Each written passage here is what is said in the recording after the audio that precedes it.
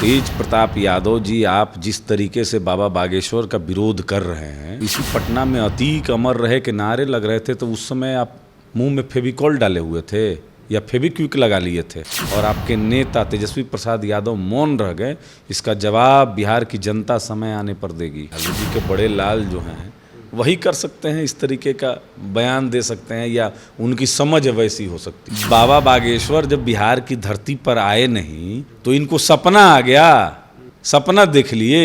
आप कोई कह रहा है कि आप जेल भेज दीजिएगा, कोई बोल रहा है एयरपोर्ट पे घेर लेंगे, सत्ता का हनक पे बात कर रहा है कि पता है ना कि बिहार में किसका सरकार है।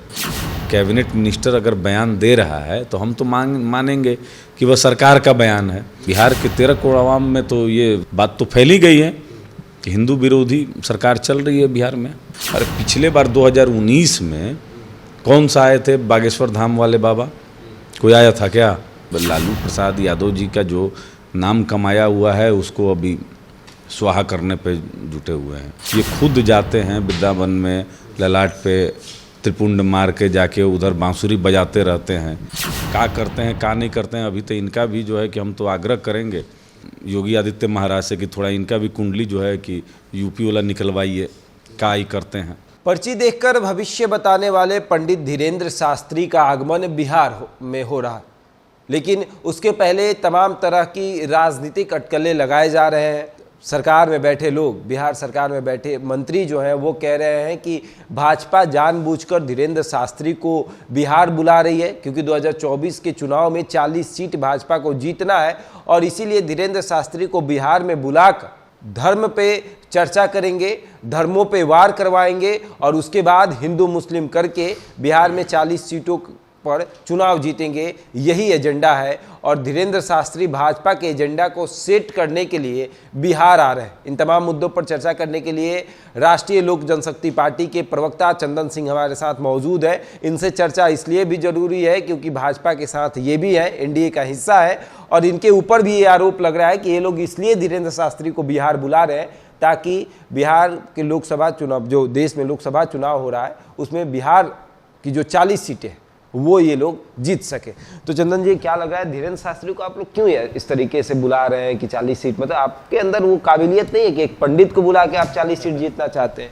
अब देखिए, ये तो बात वही लोग कर सकते हैं जो राजनीति को समझते नहीं हैं, नॉन पॉलिटिकल लोग हैं जिनको ज्ञान नहीं है। लालू जी के बड़े लाल जो हैं वही कर सकते हैं, इस तरीके का बयान दे सकते हैं, या उनकी समझ वैसी हो सकती है। अरे पिछले बार 2019 में कौन सा आए थे बागेश्वर धाम वाले बाबा? कोई आया था क्या? नहीं आया था। भारतीय जनता पार्टी का परफॉर्मेंस कैसा था 2014 में देख लीजिए, 19 से पहले 14 में चले जाइए। तो आपको डर हो गया है ना कि आप कोई वोट नहीं देगा? ना ना ना ना ना ना, देखिए देश में प्रजातंत्र है और प्रजातंत्र में कोई भी कहीं भी जाकर अपनी बात को रख सकता है, संविधान सबको अधिकार देता है। लेकिन किसी के आने के पहले अगर सरकार के तरफ से, अगर सरकार का भाई कैबिनेट मिनिस्टर अगर बयान दे रहा है तो हम तो मानेंगे कि वह सरकार का बयान है और एक दो नेताओं का बयान नहीं है। ये आरजेडी के प्रदेश अध्यक्ष आदरणीय जगताप बाबू का है, शिवानंद तिवारी जी का है, तेज प्रताप यादव जी का है और इनके कई विधायक, जनता दल यूनाइटेड के नेता, कई नेता प्रवक्ता का बयान इस तरीके से आ गया कि जैसे कौन सा भाई अब भूचाल आ गया है। बिहार इसी देश में न है, कहीं पाकिस्तान में तो है नहीं। यहाँ आएंगे, सनातन धर्म का प्रचार करेंगे, हिंदू धर्म का प्रचार करेंगे, राष्ट्रवाद की बात करेंगे, इसमें दिक्कत कहाँ है? आप कोई कह रहा है कि आप जेल भेज दीजिएगा, कोई बोल रहा है एयरपोर्ट पे घेर लेंगे, कोई अपने सत्ता का हनक पे बात कर रहा है कि पता है ना कि बिहार में किसका सरकार है। इस तरीके के जो बयान हैं, ये जो बिहार की समृद्ध संस्कृति है इसको बदनाम करती है। पूर्व में भी इस बिहार में बहुत बड़े बड़े साधु संत आ चुके हैं। इसी गांधी मैदान में श्रद्धेय मुरारी बापू जी का कार्यक्रम हो चुका है, स्वामी रामदेव का हो चुका है। इसी ईद में या कई ईद में आप नमाज का भी परमिशन इसी गांधी मैदान में आपने दिया है और कई तरह के की रैलियां और आयोजन हुए हैं। अब आप उसमें नहीं दे रहे हैं परमिशन, तो ये आपका विषय है, ये सरकार का विषय है कि क्यों नहीं दे रहे हैं, कि भाई यहाँ भावना बिगड़ जाएगी या भी किसी तरीके के राजनीतिक दबाव है सरकार पे, वो तो सरकार समझे। लेकिन नौबतपुर में आ रहे हैं और बहुत ढंग से कार्यक्रम होगा। उनका बयान तो लगातार आ रहा है बाबा बागेश्वर का कि किसी भी पार्टी और पक्ष की तरफ तो वो है नहीं, वो हिंदू की बात करते हैं, सनातन की बात करते हैं, राष्ट्रवाद की बात करते हैं, हिंदू एकता की बात करते हैं, और ये कोई करना कोई पाप तो है नहीं। लेकिन तेज प्रताप यादव कह रहे हैं कि वो हिंदू मुस्लिम करते हैं और इसीलिए उसी को बचाने के लिए हमने डीएसएस बनाया। एक मंत्री अगर डीएसएस बनाता है और कहता है कि हम धर्म को बचाने के लिए अपने संगठन को बना रहे हैं, तो क्या दिक्कत है? अरे क्या ये बनाएंगे क्या नहीं बनाएंगे, ये तो मतलब जो अब लालू प्रसाद यादव जी का जो नाम कमाया हुआ है उसको अभी स्वाहा करने पे जुटे हुए हैं। ये खुद जाते हैं वृंदावन में, ललाट पे त्रिपुंड मार के जाके उधर बांसुरी बजाते रहते हैं। क्या करते हैं क्या नहीं करते हैं, अभी तो इनका भी जो है कि हम तो आग्रह करेंगे योगी आदित्य महाराज से कि थोड़ा इनका भी कुंडली जो है कि यूपी वाला निकलवाइए।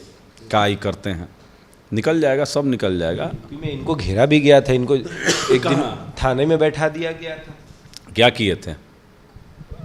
रास्ता इनका रोक दिया गया और उसके बाद ये चले गए थे सर। किस चीज़ के लिए? तेज प्रताप यादव का रास्ता रोका गया, तेज प्रताप यादव थाने में चले गए थे। तो मतलब रास्ता इनका क्यों रोका गया होगा? नियम विरुद्ध जब आप काम करेंगे तो उत्तर प्रदेश है ना, वहाँ शासन जो है वो कायदे से होता है, वहाँ अपराधियों का थोड़े बोलबाला है। अरे यहाँ कई तरह के चीज़ है, छोड़िए जा दीजिए इन पे विषय। देखिए हम नहीं इनका कहना है कि हम कथावाचक से हमको कोई दिक्कत नहीं है, लेकिन ये जो चमत्कारी जो बनते हैं ये सब उनको सपना में आया था। जब बाबा बागेश्वर जब बिहार की धरती पर आए नहीं तो इनको सपना आ गया, सपना देख लिए। मैं कृष्ण का अवतार हूँ, लेकिन कोई ये कहे कि वो बजरंगबली का अवतार है तो ये मैं मान नहीं सकता। ये कृष्ण का अवतार है। लेकिन हम देखे थे एक दिन कि बाघ का खाल लपेटे हुए थे, त्रिशूल उर्सूल लेके घूमे। भाई बिरले आदमी ऐसा इतना बर्दाश्त, इनको बर्दाश्त कर ले तो इनका परिवार भाई पूजनीय है। तमाम तरह की बातें होती है, लेकिन अगर तेज प्रताप इसका विरोध कर रहे हैं तो इसके पीछे का भी तथ्य तो आपको जानना पड़ेगा ना कि तेज प्रताप क्यों विरोध कर रहा है। ऐसे तो विरोध नहीं कर रहे हैं। मैं कह रहा हूँ कि तेज प्रताप यादव जी, आप जिस तरीके से बाबा बागेश्वर का विरोध कर रहे हैं, आप उस समय कहाँ थे जब इसी पटना में अतीक अमर रहे के नारे लग रहे थे? तो उस समय आप मुंह में फेविकॉल डाले हुए थे या फेविक्विक लगा लिए थे? काहे नहीं बोली निकला आपका? बोली निकलता कि पकड़िए उस अपराधी को और उसको एकदम सलाखों के पीछे पहुंचाइए। ना उस पर केस हुआ और ना उसको सलाखों के पीछे डाला गया। तुष्टीकरण की जो राजनीति आप लोग कर रहे हैं और रामायण जैसे पवित्र ग्रंथ का जिस तरीके से आपकी पार्टी ने अपमान किया है और आपके नेता तेजस्वी प्रसाद यादव मौन रह गए, इसका जवाब बिहार की जनता समय आने पर देगी।